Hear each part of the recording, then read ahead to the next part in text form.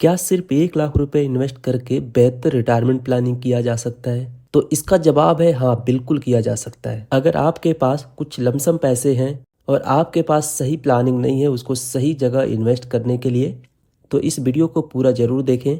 यहाँ आपके सारे डाउट्स क्लियर होंगे एंड आई एम श्योर इसके बाद आपको कोई दूसरी वीडियो देखने की ज़रूरत नहीं पड़ेगी।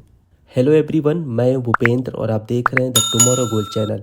वैसे तो रिक्वायरमेंट्स के हिसाब से लोगों के अलग अलग गोल हो सकते हैं, जैसे कि किसी को बच्चों के हायर एजुकेशन या फिर उनके शादी ब्याह के लिए, तो किसी को घर बनाने के लिए गोल हो सकता है और किसी को अपनी रिटायरमेंट प्लानिंग के लिए। जो भी आपकी रिक्वायरमेंट है, गोल्स हैं, एसबीआई के इस फंड में इन्वेस्ट करके उसको अचीव कर सकते हैं। इस वीडियो में स्पेशली रिटायरमेंट प्लानिंग की बात करेंगे। कितने साल की एज में अपनी रिटायरमेंट प्लानिंग करनी चाहिए, जिससे कि रिटायरमेंट एज आते आते हमारे पास एक बड़ा कॉर्पस रेडी रहे और अपनी रिटायरमेंट लाइफ को अच्छी तरह से एंजॉय कर सकते हैं। वैसे तो इन्वेस्टमेंट जितनी जल्दी स्टार्ट किया जाए अपने लिए उतना ही बेहतर होगा। ज़रूरी नहीं है कि 60 साल की एज में ही रिटायरमेंट लाइफ एंजॉय किया जाए। अगर सही टाइम पे अपनी इन्वेस्टमेंट जर्नी स्टार्ट कर दिए तो अपने एज के 45 ईयर या 50 ईयर्स आते आते आप रिटायरमेंट लाइफ को एंजॉय कर सकते हैं। तो समझेंगे कैसे पॉसिबल है, लेकिन उससे पहले समझते हैं एसबीआई म्यूचुअल फंड के इस स्कीम के बारे में, जिसमें आप 1 लाख रुपए इन्वेस्ट करके अपनी रिटायरमेंट प्लानिंग कर सकते हैं। तो इस फंड का नाम है SBI magnum mid cap fund direct growth plan. जैसे कि नाम से समझ में आता है, ये mutual fund mid cap category में आती है। Mid cap mutual fund equity fund है जो भारत के मिड कैप साइज की कंपनियों में निवेश करते हैं। ये कंपनियां भारत में सबसे तेजी से बढ़ने वाली कंपनियों में से कुछ होती हैं और आज उस स्तर पर हैं जहां कुछ साल पहले बड़ी कंपनियां हुआ करती थी, जैसे कि टाटा, रिलायंस, एचडीएफसी। तो इस म्यूचुअल फंड के पास्ट परफॉर्मेंस की बात करें तो इस म्यूचुअल फंड ने लास्ट 1 ईयर में 26.56% का रिटर्न्स दिया है। तो वहीं लास्ट 3 ईयर्स में 20% का रिटर्न्स दिया है। लास्ट 5 ईयर रिटर्न्स की बात करें तो 27.69% का एनुअलाइज रिटर्न्स है। और सिंस इंसेप्शन यानी कि जब से फंड लॉन्च हुआ है तब से कंसिस्टेंट इस फंड का 20.51% का एवरेज रिटर्न्स है। तो रिटर्न्स वाइज देखा जाए तो पास्ट में इस फंड ने काफ़ी अच्छा रिटर्न्स दिया है। इस म्यूचुअल फंड की फंड एज की बात करें तो ये फंड लॉन्च हुआ था 29 मार्च 2005 को, यानी कि मार्च 2025 में इस फंड को पूरे 20 साल कंप्लीट हो जाएंगे। इस फंड का एयूएम यानी कि फंड साइज है 21,412 करोड़ रुपए का फंड साइज है। इस फंड की करंट एनएबी 233.36 रुपये की है। एनएबी प्राइस किसी भी म्यूचुअल फंड की यूनिट प्राइस होती है, जो कि एक यूनिट की प्राइस है 233.36 रुपये की। इस फंड का एक्सपेंस रेशो है 0.79 पैसे का।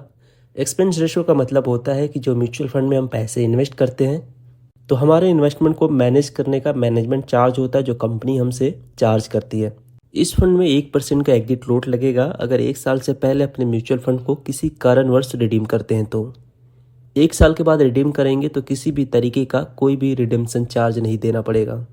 इस फंड में मिनिमम इन्वेस्टमेंट एसआईपी के रूप में 500 रुपये से स्टार्ट कर सकते हैं और लमसम इन्वेस्टमेंट करते हैं तो मिनिमम 5,000 रुपये से लमसम इन्वेस्टमेंट स्टार्ट कर सकते हैं। टैक्स इम्प्लीकेशन की बात करें तो 20% का short term capital gain tax लगेगा। अगर 1 साल से पहले अपने फंड को रिडीम करेंगे तो फ्लैट 20% का टैक्स देना पड़ेगा। वहीं long term capital gain tax 12.5% का लगेगा। 1,25,000 रुपये से ऊपर की जो वैल्यू होगी उसके ऊपर हमें 12.5% का टैक्स देना पड़ेगा।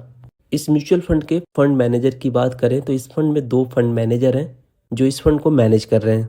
पहले फंड मैनेजर मिस्टर भाविन विथलानी, जो अप्रैल 2024 से इस फंड को मैनेज कर रहे हैं और इनको ओवरऑल 19 साल का एक्सपीरियंस है फंड मैनेज करने का। दूसरे फंड मैनेजर है मिस्टर प्रदीप केसवन, जो दिसंबर 2023 से इस फंड को मैनेज कर रहे हैं और इनको ओवरऑल 18 ईयर्स का एक्सपीरियंस है फंड मैनेज करने का।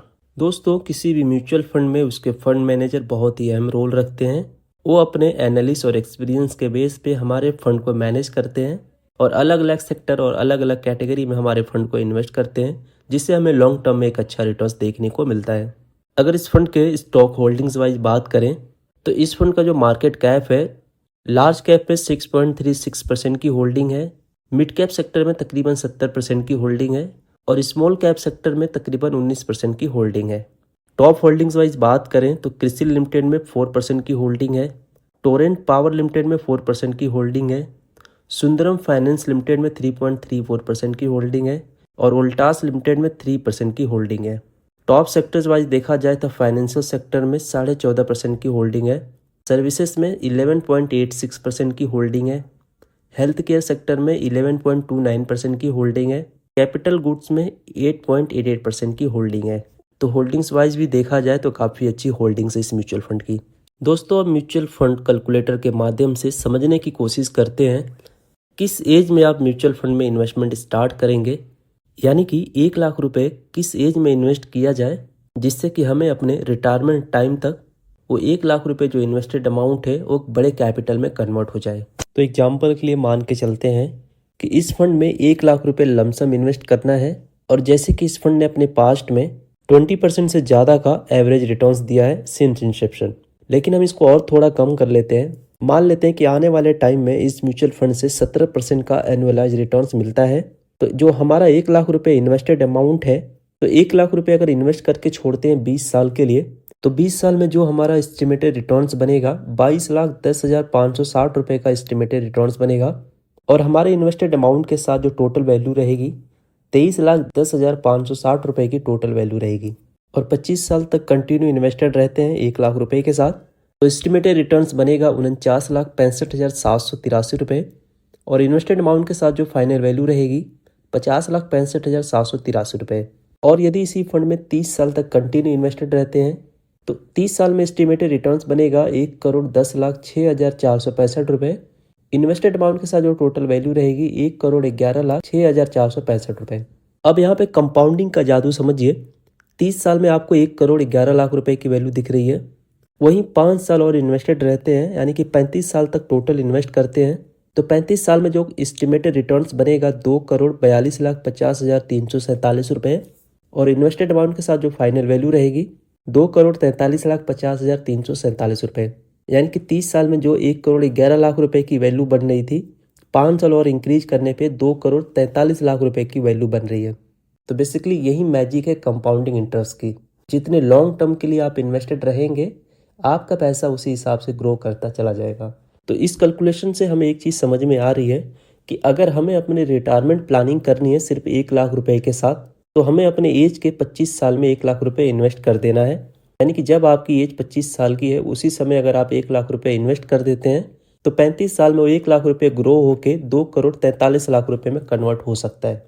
अब यहाँ पे बहुत लोगों के मन में डाउट रहेगा कि 35 साल तक कौन इन्वेस्ट रहेगा और 35 साल के बाद 2,43,00,000 रुपए की क्या वैल्यू रहेगी।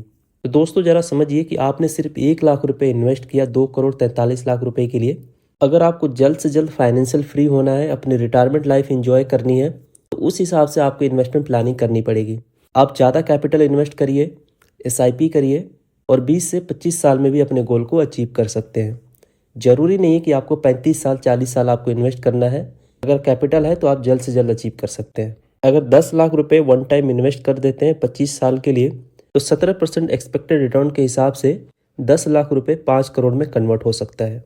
और अगर 1 लाख रुपए इन्वेस्ट कर रहे हैं तो कोशिश ये करिए कि उसे बीच बीच में आप टॉपअप भी करते रहिए, क्योंकि बैंक में रखने से कोई भी बेनिफिट नहीं होने वाला है। म्यूचुअल फंड में अपना टॉपअप करते रहेंगे तो आपका गोल उससे ज़्यादा जल्दी अचीव हो सकता है। आई होप ये वीडियो आपके लिए इन्फॉर्मेटिव रही होगी। अगर आपको वीडियो अच्छी लगी है तो मुझे मोटिवेट करने के लिए एक लाइक ज़रूर करें। मिलते हैं नेक्स्ट वीडियो में। जय हिंद।